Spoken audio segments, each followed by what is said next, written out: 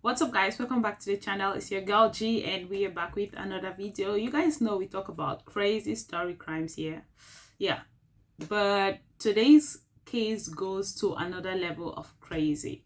So if you're interested in stuff like that, you might consider subscribing. And for old subscribers, welcome back. Today we are going to be talking about the case of Steve Padil, which is one crazy ride altogether, and I think everyone in this story played a significant part in the story turning out to be what it became. But let's get right into the video. So this story starts in 1995, where Steve living in New York, met this girl online called Alicia.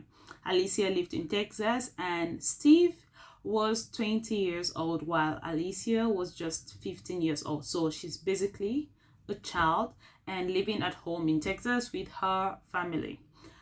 Needless to say, they started talking and sending messages to each other back and forth. Well, I don't know if the parents were like, this is not a day and age in time where you're going to stop such a conversation, but they probably did not see this coming. So they have talked to each other, sent love letters up and down, and throughout text messages they kind of liked each other. Well, in this case I would say he was grooming her because she's still a child and he's an adult. But yeah, they got talking and they actually visited each other at least once. And just in the same year, Alicia decided that she wanted to leave her family in Texas and move over to New York to meet Steve there.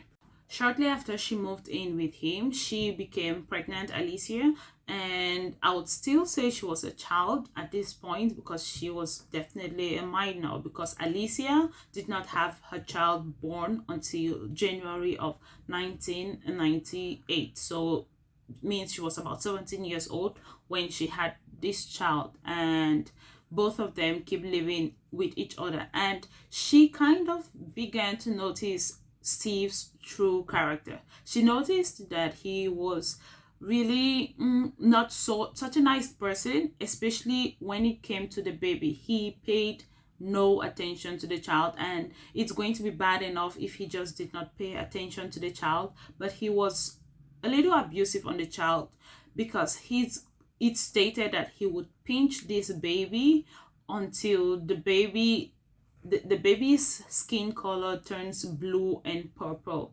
and before he lets her go. And Alicia obviously saw that and it did not sit right with her, but then there was nothing that she could do about it.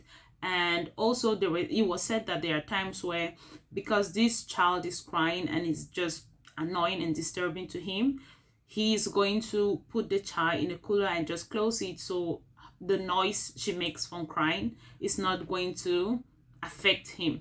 And so she had noticed all of these things, added to the fact that he wouldn't want her to protect the child, as a mother should just try to protect the child when he's doing some of these like pure evil things to the child. But he wouldn't let her. He would physically stop her from stopping him from doing whatever he's doing. So there were times where the child is crying, and just to make her stop, he's going to like put his hand over the child's mouth, almost to the point where he's almost suffocating the child. And Alicia began to notice that, given the type of person that she's with and having seen this, well, these are signs that she should leave. But then she was beginning to think more of the baby's safety and was trying to come up with a plan that's going to be safe for baby Dennis, because she gave birth to her and named her Dennis. And she had also seen Steve be really abusive to animals, so she kind of had the sense that he's capable of getting really aggressive, especially when he's upset, and having a baby around that situation was not the best option. So she had this child, she loved the child and wanted to take care of her, but she was really concerned about her safety, the child's safety, more so than hers. And so she decided to put Dennis up for adoption, because she felt like growing up with another family, she might get the best that life has to offer and just try to help her escape her crazy father. She even said in an interview that she was really young and poor, and she was just scared for the child's life, and she felt like it was a really hard decision for her to give up baby Dennis, but she felt like it was the best decision for her at that time, even though a better decision would have been living. But wait, let's get back to the story. She decided to give her up at the age of 8 months old, and the baby was adopted by a couple called Anthony and Kelly Fuso. So in 2007, Alicia and Steve Padil, still had a second child, and she felt like when she gave an interview, she said that at this point they felt like they were more grown up and they were ready to have kids and take care of them. So they had a second child in 2007 and had a third child, both girls, in 2012. And this time around, everything seemed to go normally. Well, about Denise, she grew up with her family and everything seemed to be fine. She grew up to be someone who absolutely enjoyed art and was always drawing comic strips at different times. So she was really nice and her friends really loved her. She was actually planning to pursue that and also get into digital advertisement. By 2016, Katie was all grown up and an adult, and she had always known that she was adopted, and she lived with the family's own children, and she had always known she was adopted, but she was really happy with the family and they had taken good care of her. There was no need for her to like really want to find her parents. But then she was now an adult and felt like that's something that she wanted to probably fill that void and just know what happened. And so she started tracking down her family. Like I said, she had planned to go to college that year, but when she was able to track down her family, she got messaging with them on social media, and obviously the parents were really excited to hear from her. Alicia and Padel were happy to hear from her and be reconnected with her again. And her college plans, she decided to squash that and move over to this family, her real family, instead of going to college. I would think that it was disturbing for her adopted family because like they've lived with you and your plans are this, but then she wanted to just be close to, maybe get to know her real family, and she was already 18, she's an adult, and there was nothing Anthony and Kelly could do about that but just try to support her and be there for her. So they let her move in with Katie, Alicia, and her two younger sisters. These baby sisters were so excited to have her, like have their big sister around. Family was one big family again, but there was not such a great relationship between Steven and Alicia, and that continued even when Katie arrived. So I'm thinking, why did they let her come into the family when things were not doing great? Or maybe they thought that when she comes over, things are going to get better and the whole family is going to be complete again. But that happened. She moved in with the family, even though the parents were having like a strained relationship at this point. So months prior to Katie moving in with his family, they have been a mess. The couple had actually started sleeping in separate bedrooms before Katie arrived. And this is because Alicia, obviously, she must have been through hell through the past 18 years, given the man's behavior before Katie was even sent out, because Katie is the name that was given to Dennis by her new adopted parents. I think I forgot to mention that. But yeah, so when she moved into the house, Alicia was already getting it up to here. She was almost about to leave. They had been sleeping separately, and it was mainly because she was just tired of the terrible mood the man was always in, and whatever his mood was, he's going to show it to everyone, probably breaking stuff and just being upset and yelling even in front of the kids. And she was just tired of all of that and wanted to move on. So this had happened before Katie arrived. Even when Katie arrived, this is the shocker. When Katie arrived, she told her that the reason why she had, because I believe everyone would want an explanation as to why you decided to give them up for adoption, especially if you kept other kids, like what happened with her. And Alicia gave this explanation to Katie, and she told her that the reason why she had to give her up for adoption was because Steve had actually been abusive to her when she was a child. And the shocker is, she was just like, okay. She had no reaction to the type of news that had been given to her. I mean, even if you're not furious, you're upset at the person, and maybe your reaction towards them is going to change, but Nothing changed, and Alicia was just totally confused. So after Katie moved in, surprisingly, Steve's behavior absolutely changed. We are talking about a 40-year-old man at this point. And after Katie moved in, he kind of shaved the beard he had here and let his hair grow long. He just wanted to make himself look a lot younger, started wearing like tight fitting clothes and skinny jeans, was just trying to be guyish. That's what I would say. And obviously Alicia noticed this and felt like, okay, this is weird. But then 6 weeks after Katie had moved in, her father, in this case Steve, decided that he felt like he wanted to sleep in Katie's room, to sleep on the floor. And Alicia found it really, really strange and was like, she's a grown-ass adult. Why are you trying to sleep in her floor, in her room on the floor? And he was like, it's none of her business. And he stomped out of the house with Katie. I mean, she's not a kid. She's already 18 years old. And having seen that type of conversation should be disturbing to her, but it was fine. And Alicia just was getting odd vibes and she did not like it. Well, in November of 2016, Alicia decided to move out, and at this point she had gone to court, gotten shared custody of the kids, and she moved out with the two younger daughters and left the house. And she would have the kids sometimes, and sometimes the kids will be at Steve's house because they had shared custody. Okay, so what you're thinking is actually true. Let's just talk about it.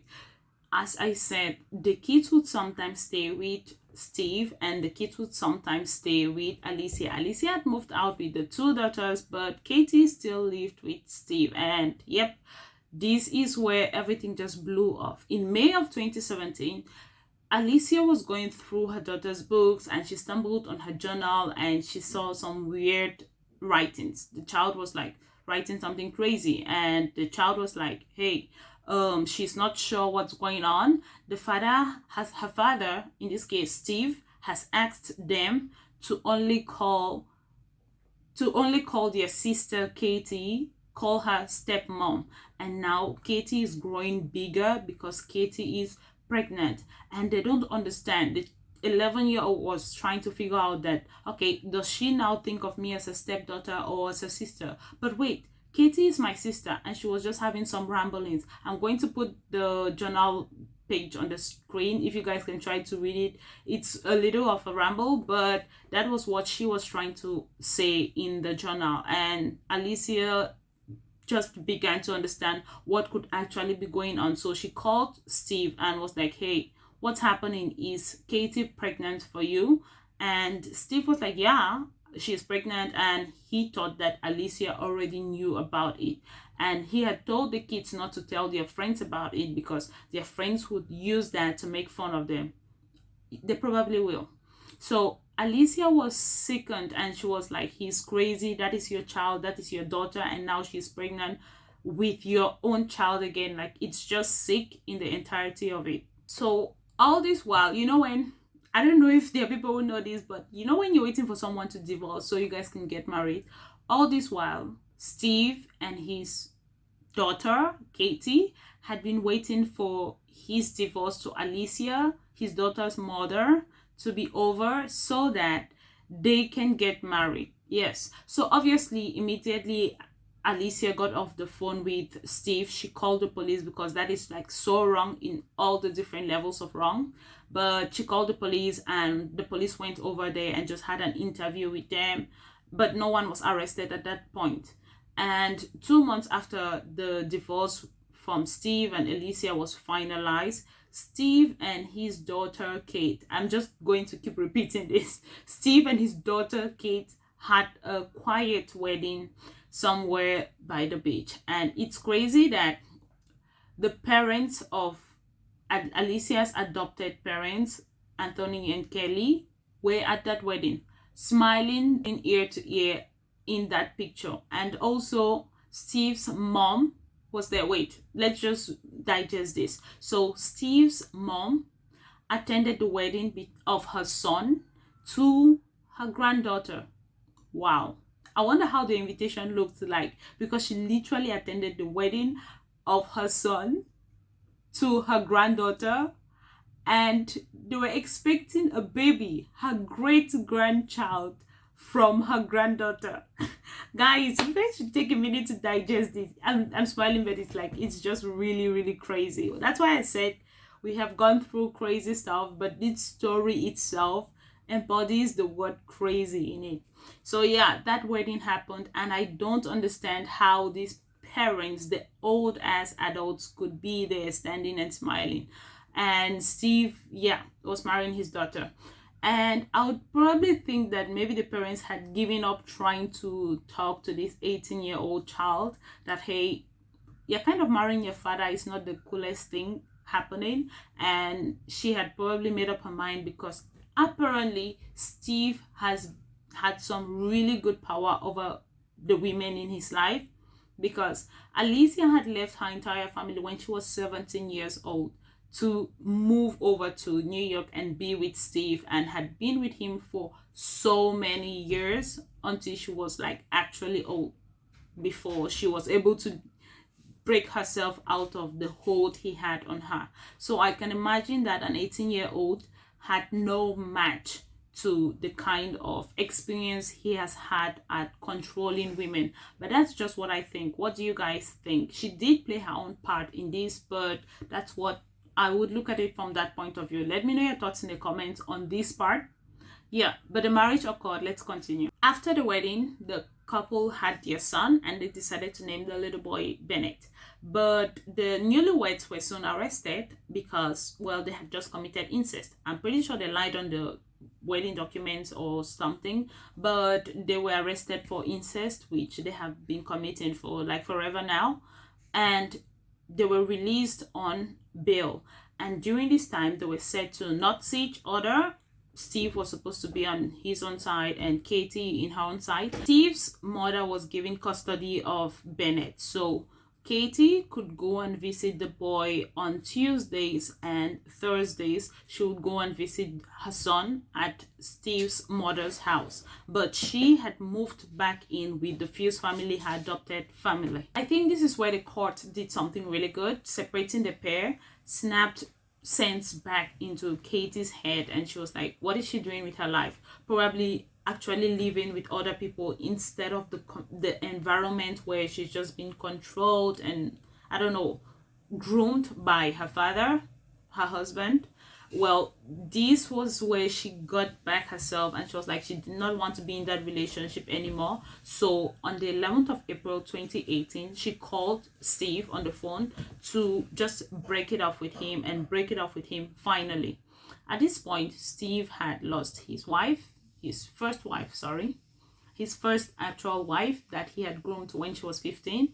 And I don't know, the kids probably did not, I don't know what the kids thought of him, but I must imagine they were going through a lot, processing all of that.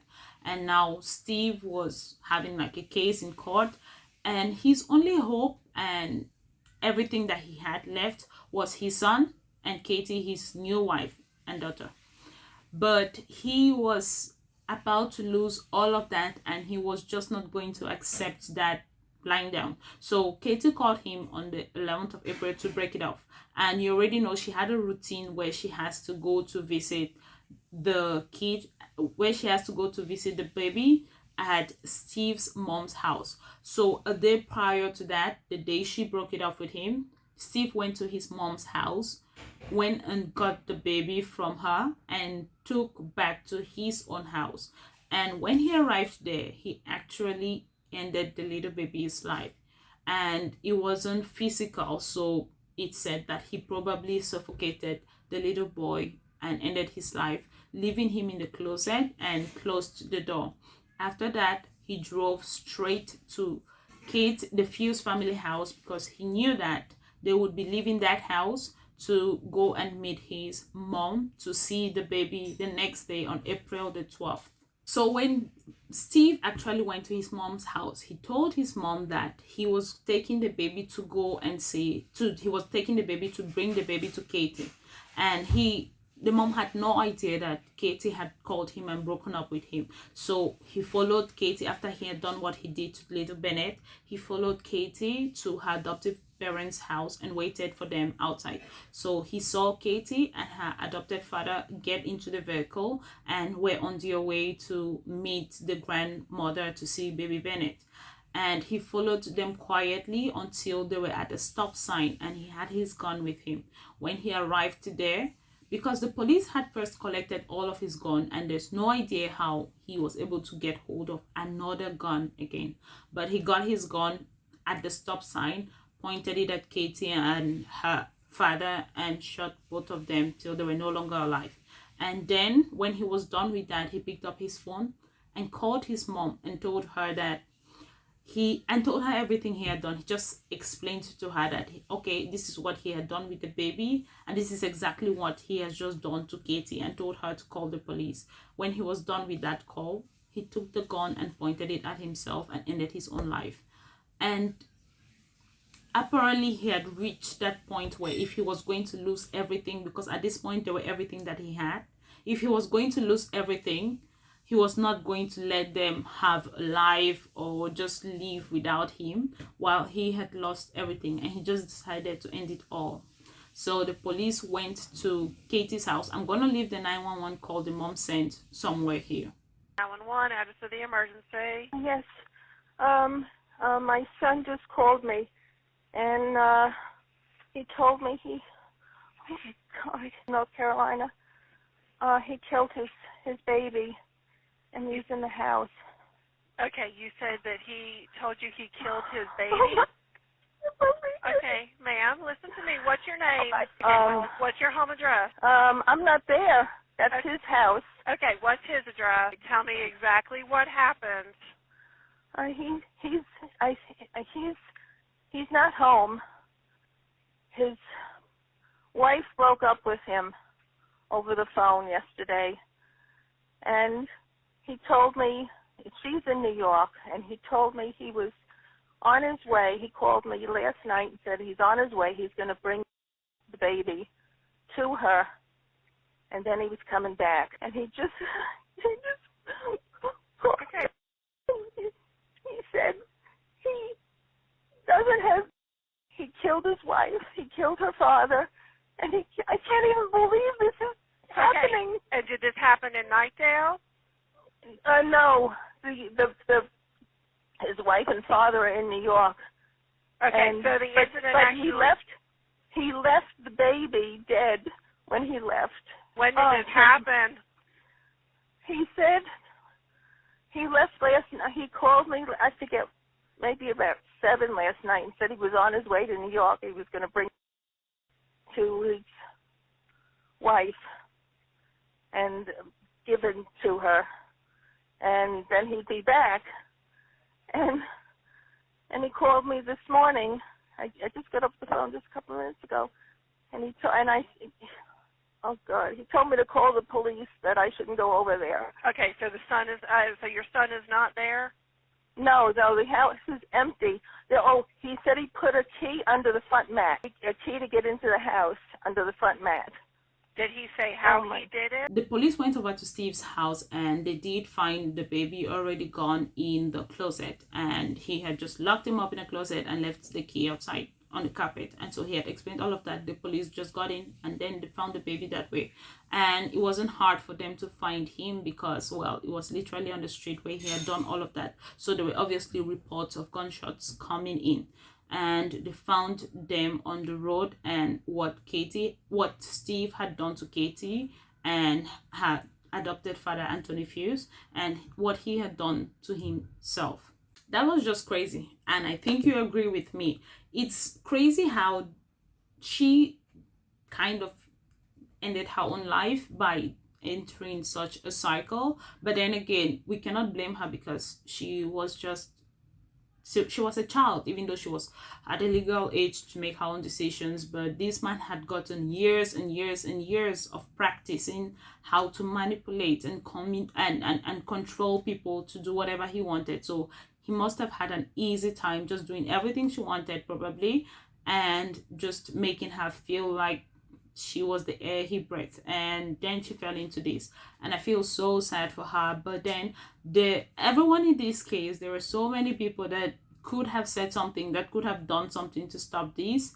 And I don't know, what do you guys think? Because the parents attending that wedding already gave them a signal like, okay, I approve this. I mean, even if your opinion was not being taken, they could have stood by themselves and not attended, especially the grandma who attended. Like, the cycle is just really insane.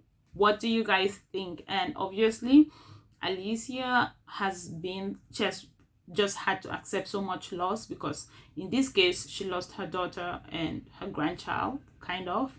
And it is insane, but she's still there and she has to deal with that grief and loss.